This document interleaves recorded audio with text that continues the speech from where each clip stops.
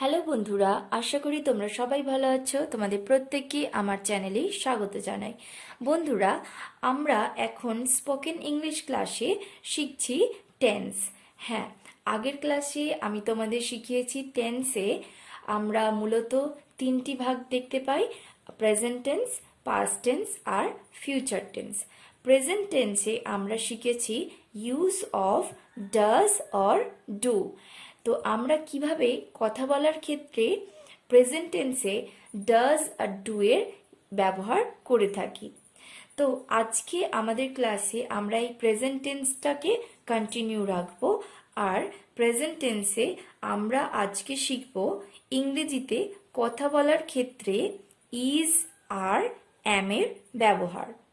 Yes, uses of is, is or are,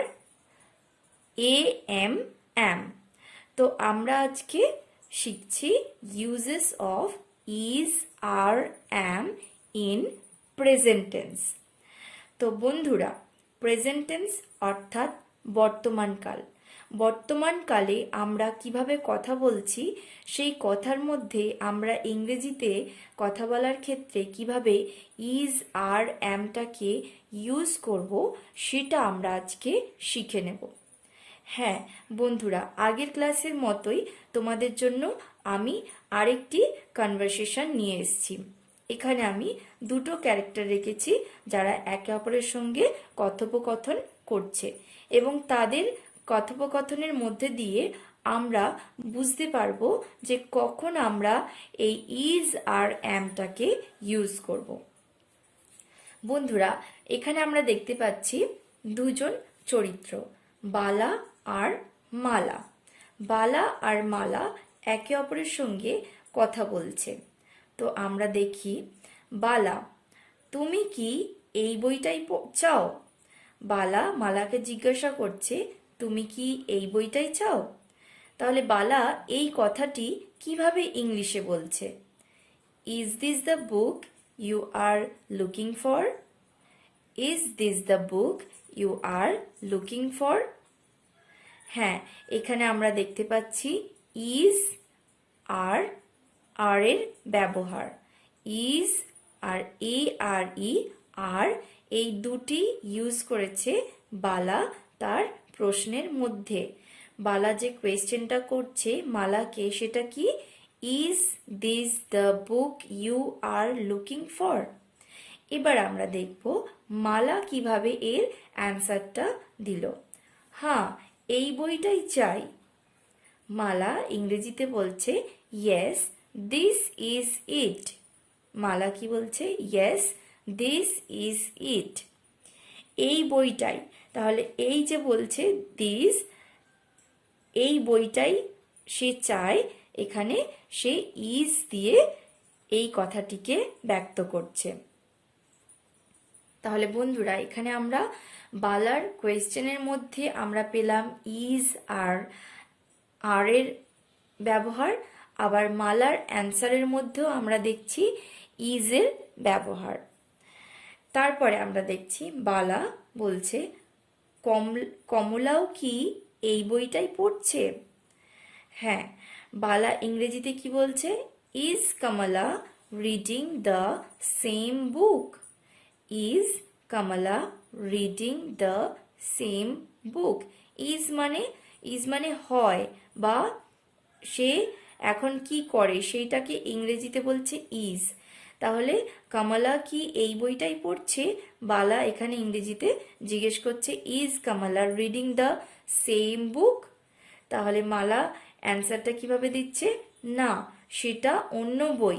ইংরেজিতে মালা বলছে no, that is different one.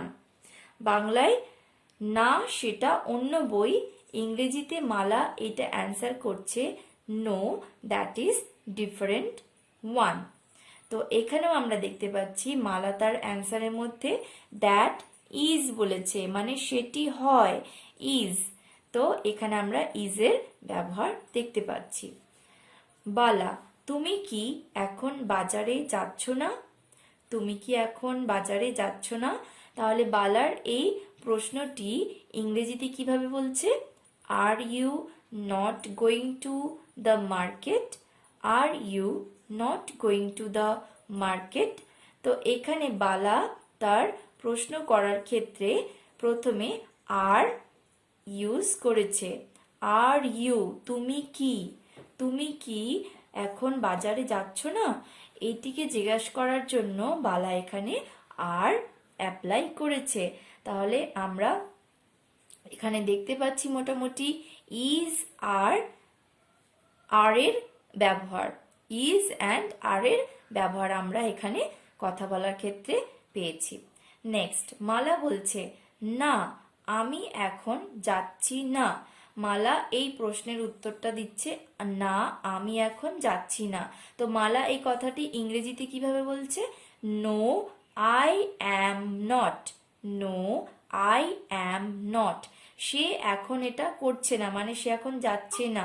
তো I am not, মালা নিজের কথা বলছে আই অ্যাম নট, আমি এখন এটা করছি না, আমি যাচ্ছি না।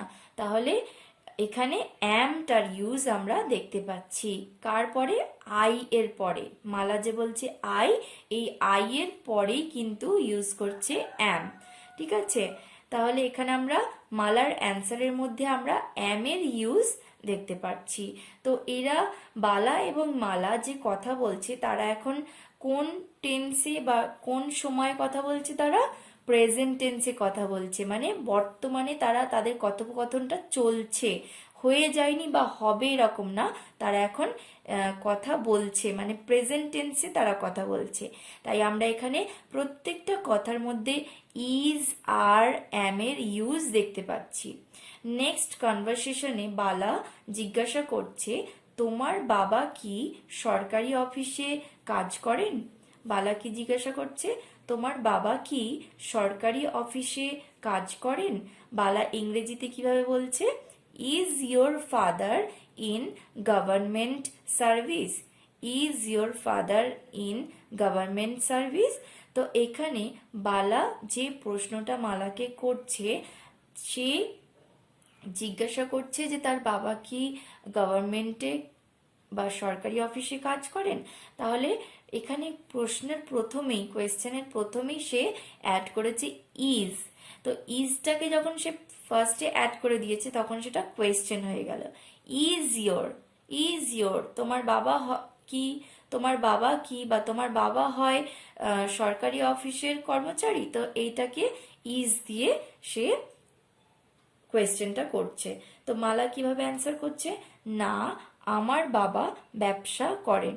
না, আমার বাবা ব্যবসা করেন। তো মালা এই অ্যান্সারটাকে কিভাবে ইংলিশে বলছে সেটা আমরা দেখব। No he is a business man. No he is a business man. তো নো মানে না, হি ইজ মানে তার বাবার কথা বলছে, হি ইজ আ সে হয় একজন ব্যবসায়ী, ব্যবসায়ী। তাহলে সে হয়, এই হয়টা বলার জন্য হচ্ছে ইজ, সে হয়। এই ইজটা না দিলে এই সেন্টেন্সটা কিন্তু ইনকমপ্লিট থেকে যায় প্রেজেন্ট টেন্সে। নেক্সট, বালা তোমার ভাই কি কোনো পরীক্ষা দেবার জন্য তৈরি হচ্ছে? তোমার ভাই কি কোনো পরীক্ষা দেবার জন্য তৈরি হচ্ছে? বালা কি প্রশ্ন করছে ইংরেজিতে আমরা দেখি। Is your brother preparing for some examination? Is your brother preparing for some examination? তাহলে এখানে সে মালার ভাইয়ের কথা জিজ্ঞাসা করছে, যেমন করে বাবার কথা জিজ্ঞেস করেছে সেইভাবে এখানে ভাইয়ের কথা, তাই প্রথমে ইজ দিয়ে কোয়েশ্চেনটা করছে। তাহলে মালা কি উত্তর দিচ্ছে? হ্যাঁ, আইএস পরীক্ষার জন্য তৈরি হচ্ছে। হ্যাঁ, আইএএস পরীক্ষার জন্য তৈরি হচ্ছে। তাহলে মালা এখানে কি অ্যান্সার করছে ইংলিশে? Yes, he is preparing for the IAS examination. He is preparing for the IAS examination. তাহলে ঠিক সেম একইভাবে সে এখানে বলছে he is preparing, he এর পরে is, he এর পরে is, he is মানে সে হয়, তৈরি হয় কিসের জন্য? IAS এক্সামিনেশনের জন্য। তো বন্ধুরা, আজকে আমরা এখানে শিখলাম স্পোকেন ইংলিশ ক্লাসে প্রেজেন্ট টেন্সে ইউজেস অফ ইজ আর অ্যাম। প্রেজেন্ট টেন্সে আমরা কথা বলার ক্ষেত্রে কিভাবে ইজ আর অ্যামটাকে ব্যবহার করে থাকি। তো বন্ধুরা, আশা করছি আমার এই ভিডিওটি তোমাদের প্রত্যেকে ভালো লেগেছে। যদি আমার ক্লাস ভালো লেগে থাকে তাহলে অবশ্যই আমার ভিডিওটিকে একটি লাইক করবে এবং শেয়ার করবে ও সাবস্ক্রাইব করবে আমার চ্যানেলটিকে, সঙ্গে বেল আইকনটিকে প্রেস করে দিবে যাতে আমার চ্যানেলের সমস্ত নোটিফিকেশন তোমরা সরাসরি পেয়ে থাকো। ধন্যবাদ সবাইকে।